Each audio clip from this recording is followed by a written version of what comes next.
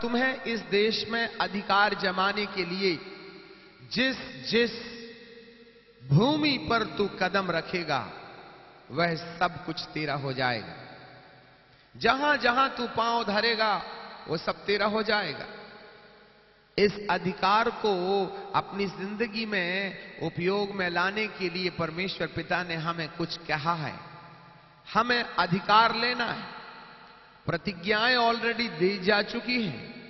ये सारा देश मानो हमारे सामने खुला है, पर जिस जिस स्थान पर, जिस जिस भूमि पर यहोशू तू अपनी प्रजा के साथ पैर रखेगा वह मैं सब कुछ दे दूंगा। और कल हमने यहोशू की किताब के 6वें अध्याय में से भी देखा, उसके दूसरे पद में यहोवा ने यहोशू से कहा, यारियों की राजा और सूरवीरों समेत तेरे वश में कर देता हूं। वश में करने की प्रक्रिया संपन्न हो चुकी है। I have given you the city of Jericho. शहर तेरा है और देने का काम परमेश्वर ने हैव शब्द लगाकर के पूर्ण कर चुका है। परंतु उसके बाद परमेश्वर पिता ने कुछ कहा है। दूसरे पद से कल हमने इस पर विचार किया था कि सो तुम में जितने योद्धा नगर को हैं नगर को घेर लें और उस नगर के चारों ओर एक बार घूम आए और 6 दिन तक ऐसा ही किया करना। और 7 याजक संदूक के आगे आगे जुबलियों के नरसिंगे लिए हुए फूंकते चले। फिर 7वें दिन तुम नगर को चारों ओर से 7 बार घूमना और याजक नरसिंगे फूंकते चलें। और जब वे जुबलियों के नरसिंगे देर तक फूंकते रहेंगे तब सब लोग नरसिंगे का शब्द सुनते ही बड़ी ध्वनि से जय जयकार करें। तब नगर की शहरपनाह नींव से गिर जाएगी और सब लोग तुम अपने अपने सामने चढ़ जाएं। ये यारियो मानो शैतान का वह अधिकार क्षेत्र है जिसे उसने अपने अधिकार में जमा रखा है।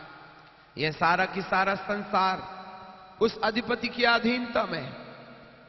यदि आप दूसरा कुरिन्थियों की किताब उसके 4 अध्याय के 4 पद को पढ़ें तो वहां पर लिखा है, इस संसार के ईश्वर ने।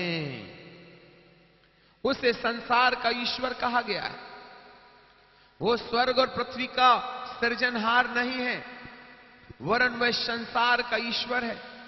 अर्थात उसने सृष्टि को बनाए जाने के समय पहले मनुष्य आदम को परमेश्वर की आज्ञा तोड़ने की प्रेरणा देने के फलस्वरूप इस मूर्ख मानव ने परमेश्वर की आज्ञा को प्रथम स्थान देने के बजाय भले और बुरे के ज्ञान के वृक्ष के फल में से खाकर उसने जो परमेश्वर की आज्ञा को तोड़ दिया है, उसके चलते उसने ईश्वरीय अधिकार जो आदम को परमेश्वर ने दिया था खो दिया। और जैसे ही ईश्वरीय अधिकार मानव जीवन से चोरी हो जाते हैं, अंधकार की ताकत अर्थात वही लूसीफर जिसने परमेश्वर के सिंहासन के सन्मुख ये घोषणा की कि मैं अपना सिंहासन तेरे सिंहासन से ऊंचा बनाऊंगा, मैं उत्तर की ओर पवित्र पर्वत पर अपना सिंहासन लगाऊंगा, मैं मेघों के ऊपर चढ़ जाऊंगा। इस ख्वाहिश से उसने असंख्य दूतों को अपने अधिकार में लेकर परमेश्वर का विद्रोही बनाकर परमेश्वर के अधिकार क्षेत्र से अर्थात तीसरे आसमान से नीचे गिरा दिया गया। परंतु उसकी भावना का अंत नहीं हुआ। एक बात और है, आत्मा का एक बार आचरण यदि डेवलप हो जाए तो वह अमर काल के लिए स्थायी हो जाता है। जैसे ही लूसीफर और उसकी प्रजा ने बलवा करके परमेश्वर के अधिकार क्षेत्र से अपने आप को विड्रॉल कराते हुए अपना एक नया शासन स्थापित करने की योजना बनाते हुए अपने मन को इन दूषित विचारों से प्रभावित होने के लिए समर्पित किया, मानो ये विचार आत्मा में अमर काल के लिए स्थायी हो जाते हैं। यही कारण है अब यदि ये लूसीफर पश्चाताप करने का प्रयास करे तो पश्चाताप संभव नहीं है, क्योंकि स्वभाव आत्मा में अमर हो जाता है।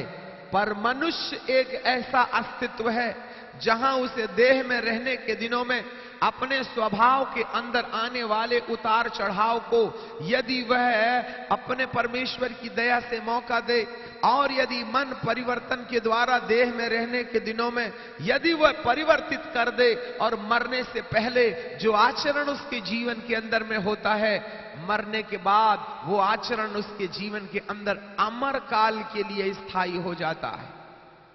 ये विशेषता मनुष्य के साथ है। पर एक बार दूषित विचारों से प्रभावित हो जाएं तो उनका मन कभी भी परिवर्तित नहीं हो सकता। इसी अपरिवर्तित मन की मनसा से जब वह आसमान से जमीन पर गिरा दिया जाता है तो उसकी अपने मन के अंदर पाई जाने वाली धारणाएं जो अमर हो जाती हैं, यही कारण है वह आसमान से जमीन पर गिरा दिए जाने के बाद भी रिक्रिएशन के पहले से दूषित विचार को लेकर इस पृथ्वी के ऊपर मंडराने वाली ये दूषित आत्माएं जो मध्य आकाश में रहकर अपना स्थान बना रखी हैं, और जब परमेश्वर ने पृथ्वी को रिक्रिएट करके आदम को बनाया तब अदन के बगीचे में ये आसानी से आदम के पास जाकर सबसे पहला और अंतिम काम करने के लिए विवश करती हैं, और वो ये है कि उसे परमेश्वर की आज्ञा को तोड़ने के लिए उत्प्रेरित करती है। बस समाप्त हो गया ईश्वरीय आचरण, खो गई परमेश्वर की महिमा। मनुष्य से परमेश्वर के सामने से निकल भागा। ये मानो उसने अपने आप को परमेश्वर के तेज से छुपा लिया, और जब परमेश्वर अदन के बाग में आया तो वो छुप गया, और उन दिनों से मानो छुपता रहा है, आज भी छुप रहा है, क्योंकि वर्चस्वता समाप्त हो गई। अर्थात एक दूषित शक्ति ने अपनी ईश्वरत्वता की सील इनकी जिंदगी पर लगा दी और इस मानव को गुलाम बनाकर सदा काल के लिए इस संसार का ईश्वर और शासक बनकर मनुष्यों के जीवन के अंदर में काम कर रहा है। यह है वो यरीहो शहर जो आज भी अधिकार क्षेत्र में लोगों को शराब पिला रहा है, चोरी करवा रहा है, डकैती डलवा रहा है, पति पत्नी के बीच में झगड़ा करवा रहा है, blood pressure, high blood pressure, low blood pressure, sugar, arthritis, TB, cancer जैसी घातक बीमारी बनकर के उसके शरीर पर अपना अधिकार प्रदर्शित कर रहा है, मानो उसका गुलाम हो गया है। गिराए हुए स्वर्गदूत परमेश्वर के नाम से जगह जगह अपनी प्रतिमा बनाकर मानव को ईश्वर समझाते हुए उनसे आराधना का भोग ले रहा है। मनुष्य को अंधा कर दिया। दूसरा कुरिन्थियों 4:4 के अनुसार मन की आंखों को, अविश्वास करने वाले की आंखों को उसने अंधा कर दिया, जिससे कि तुम सच्चे परमेश्वर को ना पहचानो, और यदि तुम उसे पहचान लोगे तो त्याग कर गिराए हुए स्वर्गदूतों की आराधना और बीमारी और विपरीत परिस्थितियों में जिसमें तुम फंसे हो उसमें से स्वतंत्र होने के बाद तुम परमेश्वर की महिमा करने लगोगे। इस बात के लिए उसने मन की आंखों को अंधा कर दिया है। आज उसकी टेरिटरी इस संसार के ईश्वर ने परमेश्वर की सृष्टि को गुलाम बना लिया।